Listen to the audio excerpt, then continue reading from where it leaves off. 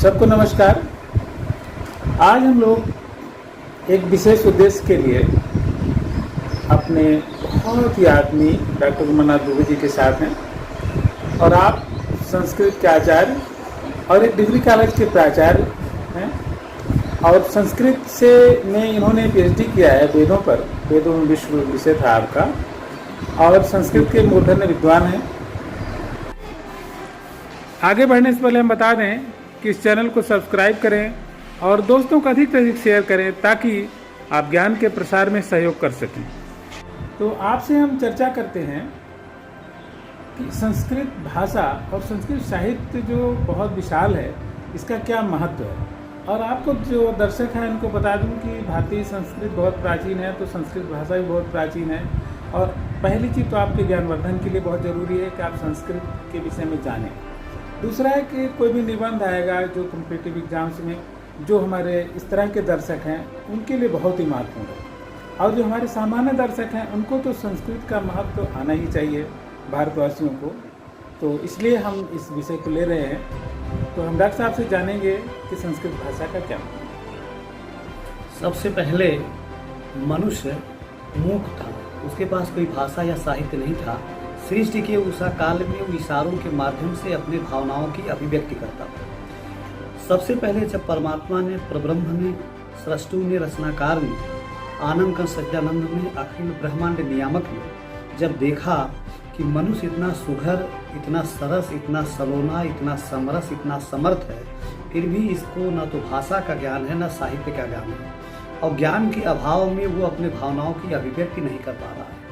इसलिए उस परम पिता परमेश्वर ने सबसे पहले ऋग्वेद को पूरे ब्रह्मांड में, भारतवर्ष के पृथ्वी पर उन्होंने प्रदान किया। निश्चित रूप से ऋग्वेद के बाद यजुर्वेद, फिर सामवेद, फिर अथर्ववेद, इन चारों संहिताओं के देने के बाद, चूंकि ये चारों संहिताएं पूरी तरह समझी नहीं जा सकती थी, तात्कालिक प्रकृति सहचरी के सूर्याञ्चल में बसने वाले ऋषियों, मुनियों, महर्षियों, राजर्षियों, ब्रह्मर्षियों, देवर्षियों, महामेधिरों एवं दार्शनिकों ने वृक्ष की छाया के नीचे बैठ करके भाष्य किया। फिर भाष्य करने के बाद ब्राह्मण ग्रंथ लिखे गए, ऐत्रेय ब्राह्मण, तैत्तिरीय ब्राह्मण, गोपद ब्राह्मण, शतपथ ब्राह्मण आदि। जब ब्राह्मण ग्रंथ के बाद भी लोग पूरी तरह सम्यक रूपेण सर्वतोभावेन नहीं समझ पाए, तो परमपिता परमेश्वर ने आरण्यक साहित्य की रचना की। आरण्यक साहित्य के बाद भी लोग नहीं समझ पाए, तो उपनिषद पूरा वैदिक वाङ्मय 4 सोपानों में बटा है। पहले में चारों संहिताएं हैं, दूसरे में ब्राह्मण साहित्य है, तीसरे में आरण्यक साहित्य है और चौथे में उपनिषद है। इन चारों सोपानों के बाद भी ढंग से मनुष्य, व्यक्ति, भारतवर्ष के लोग, आर्यावर्त के लोग, ब्रह्मावर्त के लोग, ब्रह्म क्षेत्र के लोग पूरी तरह समझ नहीं पाए, सम्यक रूपेण जान नहीं पाए, लोगों को बता नहीं पाए। वाल्मीकि ऋषि सबसे पहले तमसा नदी में ब्रह्म मुहूर्त में स्नान करने जा रहे थे। तमसा नदी से थोड़ा पहले 2 पक्षी क्रौंच क्रौंची आगाध प्रेम कर रहे थे। प्रेम में पूरी तरह विभूति होते हुए दोनों को जब चांडाल पतित पातकी बहेलिये ने देखा तो बाण से क्रौंच को मार दिया। क्रौंच के शरीर से इतना खून गिरा कि पूरे खून से क्रौंची लथपथ थी और अपने पति को लेकर के नीचे पृथ्वी पर गिरी। जैसे ही वाल्मीकि ने देखा कि ये दोनों युगल, एक तो मर चुका है, दूसरा विलाप कर रही है, बेहबल है, आतुर है तरस के लिए, उन्होंने देखा और दुष्ट बहेलिया हंस रहा था, तो तुरंत उनके मुख से निकला, उनके अंतःकरण की निसर्गता की पवित्र भावना से 2 पंक्तियां निकली कि माँ निषाद प्रतिष्ठाम त्वम अगमः शाश्वती समाह यतः क्रौंच मिथुनादेकम अवधि काम मोहितम। हे दुष्ट बहेलिए, तुम 100 वर्षों तक पापी बनो, 100 वर्षों तक पाप का भोग तुम अपनाओ। इसके बाद ये आदि श्लोक हुआ और वाल्मीकि जी ने बैठ करके सबसे पहले रामायण लिखा।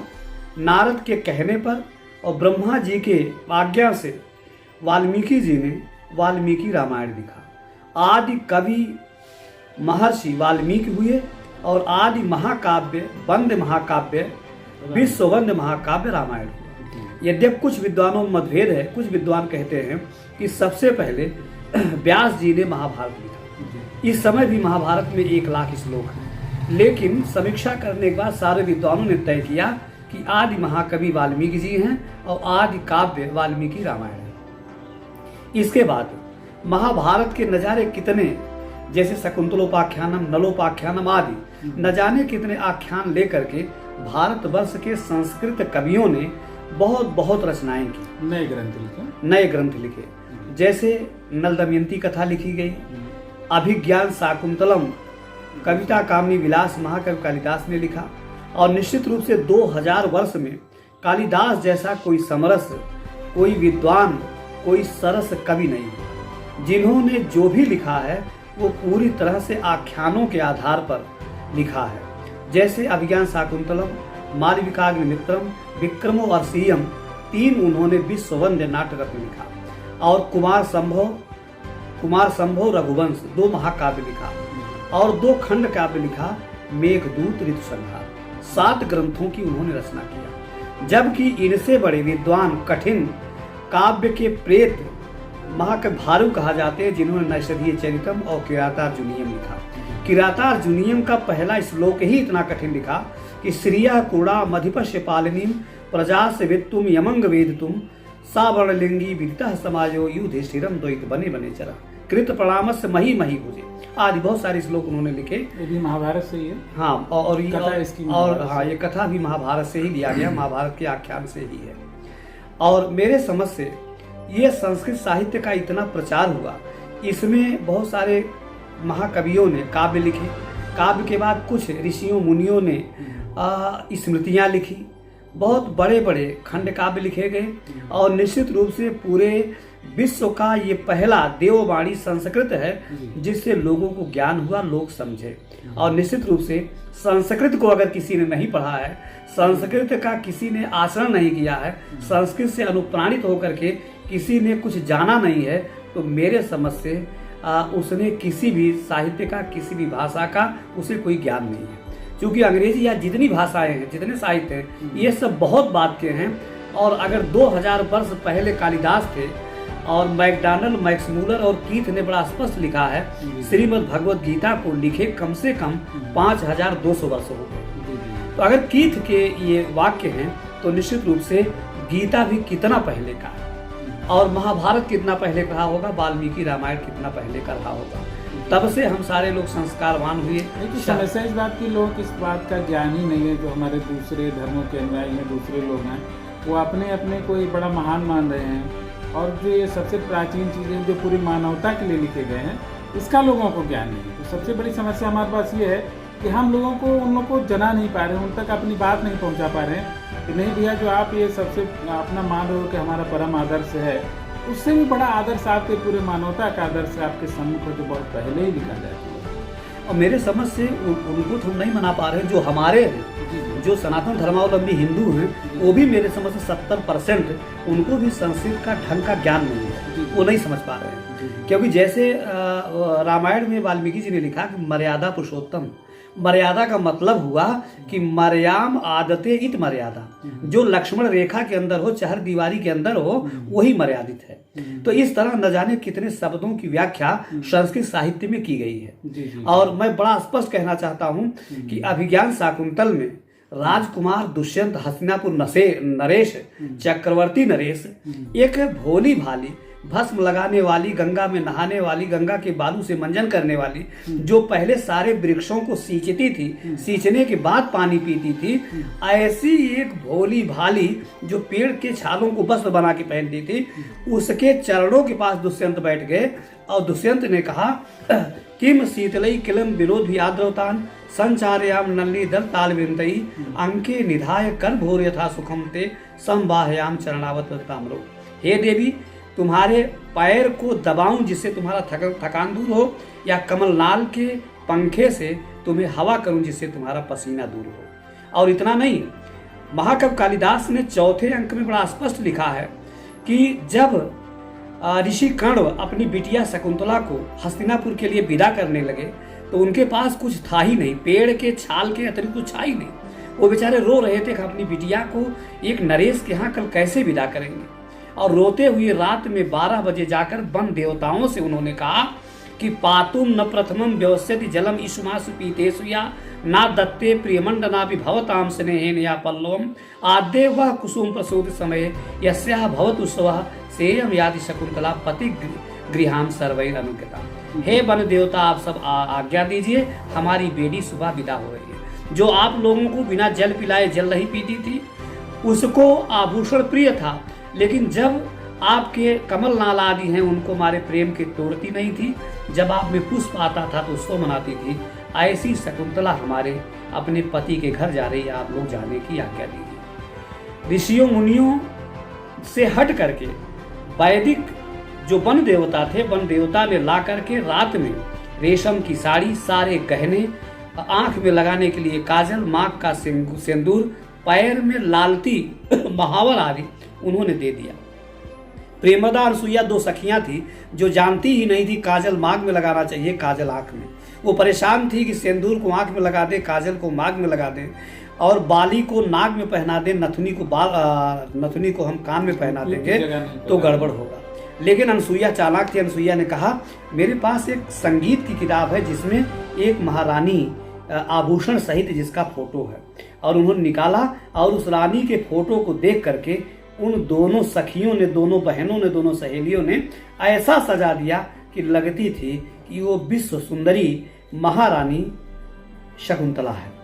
फिर सुबह दोनों भाई और उसके माँ लेकर के हस्तिनापुर चले गए। तो मेरे यहाँ संस्कृत साहित्य में इतने अच्छे अच्छे महाकाव्य हैं, मैं कहता हूँ रोज पढ़ते रहिए, उससे कभी मन नहीं उबेगा। और निश्चित रूप से संस्कार युक्त बहुत सारे ऐसे सोपान आएंगे जिसका आचरण, जिससे अनुप्राणित होकर, जिसका अनुकरण करने से निश्चित रूप से हमें भारत का गौरव, भारतीय आदर्श प्रस्तुत करेगा। एक चीज़ और हम कहना चाहेंगे, जैसे अभी आपने कहा कि जो वेदों के बाद उसका विस्तार करने के लिए फिर हम लोगों ने ब्राह्मण बनाए, फिर आरण्यक बनाए, तो लोगों की समझने के अलावा ऋषियों ने उस अर्थ को और सरल करने के लिए, मुझे ऐसा लगता है विस्तार करने के लिए उन्होंने आरण्यक, ब्राह्मण और उपनिषद साहित्य की रचना किया, है ना। जी। इसके अलावा और हम बताना चाहेंगे कि जो संस्कृत भाषा है विश्व की सबसे पुरानी तो है निसंदेह, इसमें तो कोई वो है नहीं। लेकिन जब हम कंप्यूटर की बात करते हैं तो कंप्यूटर जो एल्गोरिथम बना, कंप्यूटर की जो भाषा पर 01 पर काम करता है, उसके एल्गोरिथम के लिए हम भारत की बात नहीं कर रहे हैं, पूरे विश्व के जो कंप्यूटर वैज्ञानिक हैं वो संस्कृत को सबसे बेस्ट, सबसे उत्तम भाषा मानते हैं कि कंप्यूटर के लिए उससे बढ़िया कोई भाषा नहीं हो सकती संस्कृत है। और इसके बाद जो जर्मन है, फ्रेंच है, यहाँ का जो व्याकरण लोगों ने बनाया है उस पर भी संस्कृत का बहुत बड़ा प्रभाव है। तो विश्व भाषा के रूप में अगर हम देखें, और दूसरी जो लिपि हमारी देवनागरी है भारतवर्ष की, आप देखिए मराठी, नेपाली जी। और हिंदी में, और बोडो, ये सब बहुत सारी भाषाओं की जो लिपि है वो देवनागरी लिपि है। और विश्व की ऐसी जबरदस्त लिपि है जिसमें विश्व के अधिकांश, लगभग सभी भाषाओं के जितने भी ध्वनियां हैं, जितने उनके स्वनिम्स हैं, सबको समाहित करने की क्षमता है। और इतनी क्षमता, और दूसरा जो हमारी शब्दकोश है संस्कृत का, वैसा बड़ा शब्दकोश आज अंग्रेजी का भी नहीं है। उतने शब्द अंग्रेजी में भी उतने शब्द प्रयोग नहीं होते जितने संस्कृत ने बना लिए हैं। और सबसे बड़ी क्षमता है कि नए शब्दों के निर्माण की क्षमता भी संस्कृत में बहुत अच्छी है, क्योंकि धातु रूप है, धातु रूपे के द्वारा हम संस्कृत में बहुत सारे नए नए शब्द बना सकते हैं। इस वजह से भी संस्कृत भाषा का महत्व आज भी सर्वोपरि है। अभी अलग बात है कि इसको हम अपने जो बेड़ियां हैं, जो इसकी सीमाएं हैं, इससे निकाल करके हम इसको विश्व भाषा के रूप में एक स्थापित करने का प्रयास करें तो हमें लगता है कि हमारा प्रयास सफल हो सकता है। और हमारे संस्कृत साहित्य में ही वसुधैव कुटुम्बकम परोपकाराय सताम विभूतया, ये सब संस्कृत साहित्य संस्कृत भाषा में ही है, और किसी भाषा किसी साहित्य में नहीं है। सत्यमेव जयते, ये हमारे यहाँ सब है।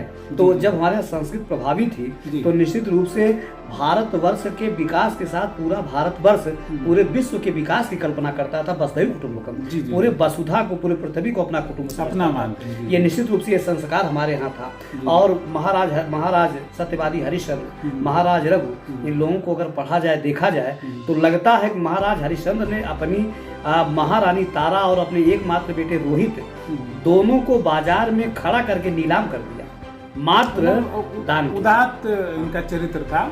तो एक उदात्त चरित्र के लिए भी संस्कृत को हम मानते हैं कि बहुत अच्छा था।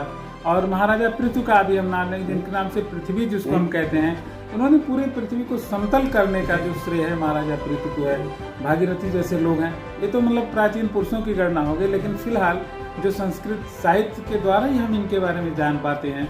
और न केवल मतलब वैदिक साहित्य, इसके अलावा जो जैन साहित्य है और बहुत बड़ा बौद्ध धर्म का साहित्य है, ये सब संस्कृत में लिखे गए हैं। और तो जैन, बौद्ध और जो अपना वैदिक संस्कृत को मिला करके 2600 वर्ष पूर्व जी, और सबसे प्राचीन है और सबसे विशाल साहित्य है आज भी। तो इस विशाल साहित्य के लिए हम संस्कृत के ऋणी हैं। तो इसी के साथ हम चाहते हैं कि विराम दें आज की इस चर्चा को। तो सबको नमस्कार।